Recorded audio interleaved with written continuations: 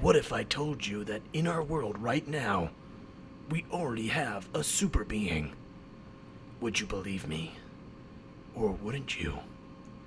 Dr. Guggenheim of OCC has found this superhuman, and he is here tonight to talk to us on Access. Holy crap, it's amazing. Meet Professor Guggenheim of OCC. His credentials should tell you enough. He's also really into cricket for some odd reason, but he is here tonight to talk to us about Dwayne, the telekinetic super being. Meet Dwayne, the world's first telekinetic super being. He's going to sit down with us tonight on this program.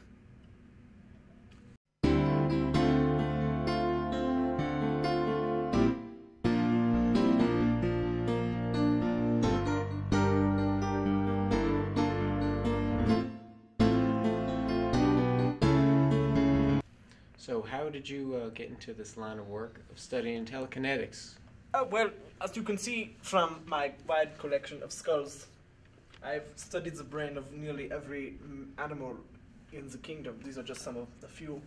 A lot of primates, a lot of monkeys, a lot of possibly human, even Homo sapiens, all the way over here, to Cro-Magnon Min, to the caveman, Homo habitus, right here, the handyman, as it were.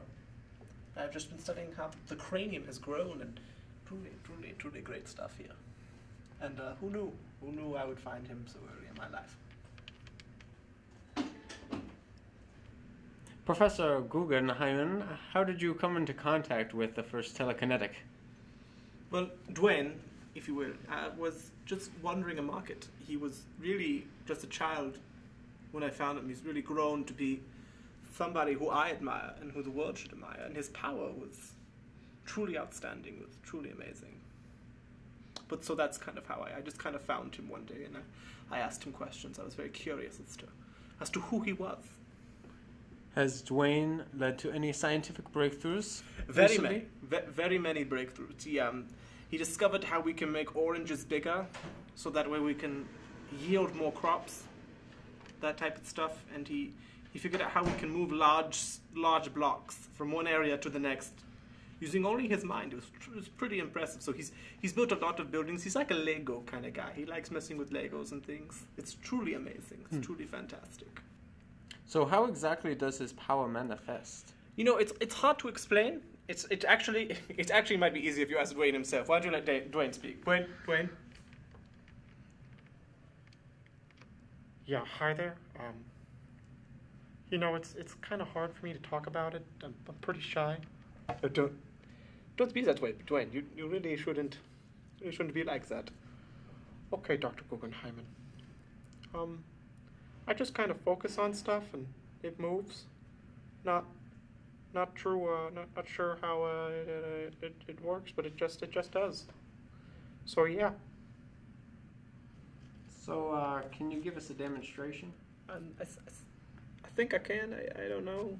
Yeah, I'll give it a try here. I'll show you how I move. Ta-da! I just walk around a little bit here, I guess. Woo! Truly outstanding, Dwayne. Truly outstanding. That is. Oh, look. Oh, that's great. Oh, look at that. Little twirl for you guys there at the documentary. Oh.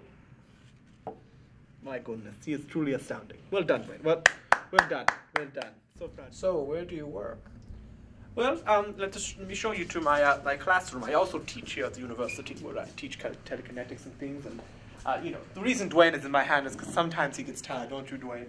Yeah, I get tired. Well, Dwayne, why don't you show us a little demonstration? Why don't you open the door? Even though I'll hold you up, but you just open the door. Why don't you open the door a little bit? Oh, you're doing so well. I'll get it from here. I'll get it from here. You're so tired. This is Andrew, come on in. This is good stuff here. Good stuff in here. Make sure everybody gets in. All you guys back there. So this is the laboratory where we study. I teach the students things. They like to learn all about Dwayne. He does a lot of demonstrations. Here's our setups for things as such. I don't just teach telekinetics. I also teach love. I like to think I teach love as well. Dwayne, I taught them how to love Dwayne, even though he is He is just a rock. I know that's kind of hard for you guys to grasp, but I set him down here because he's asleep. He's very tired. Lots of demonstrations, lots of them. Let's finish up the room. Oh, let's finish up the room here. So we go over there. That's my office. The one that says no food or drinks. No food or drinks. There's a lot of fun here in the room. A lot of fun here in the laboratory. Do a lot of workshops. This is my board. So I write things like E equals MC squared. So it's a lot of fun we're having in the room. I'm just going to do something really fun here. I'm going to pretend I'm one of the students. Oh, Professor Guggenheim, tell us more about Dwayne. You got it, student. Dwayne, D equals T for telekinetic. It's truly amazing what he's able to do. He can lift lots of tiny objects, not very many big ones. Actually, I'll tell a story over here. I'll tell a little story. I'm going to erase this real quick. Follow me. Slip past you boys here.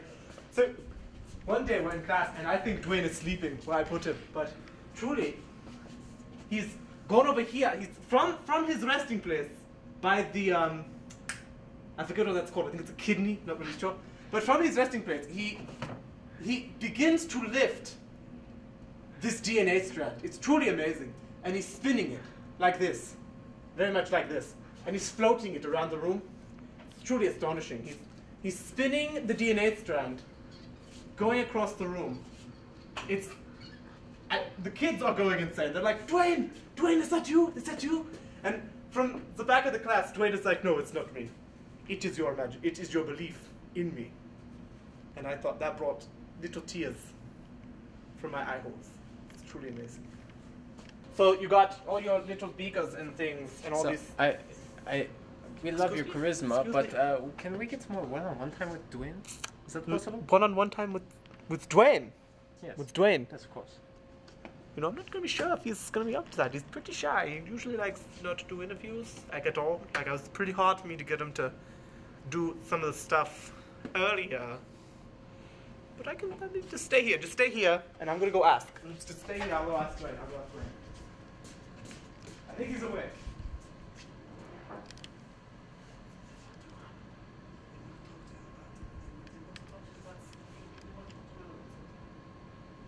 What's that?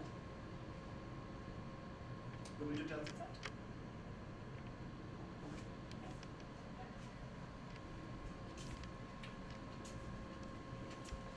I think it's good. I think he'll do it. I think he'll go out. I think we'll find you a nice little puppy in here. We'll get you a nice little. He's comfortable in here, so Great. we'll set him up at one of the stations, and you guys can do your thing. Excellent. Excellent. So Dwayne, how do you feel now that you've been in the limelight for a little bit now?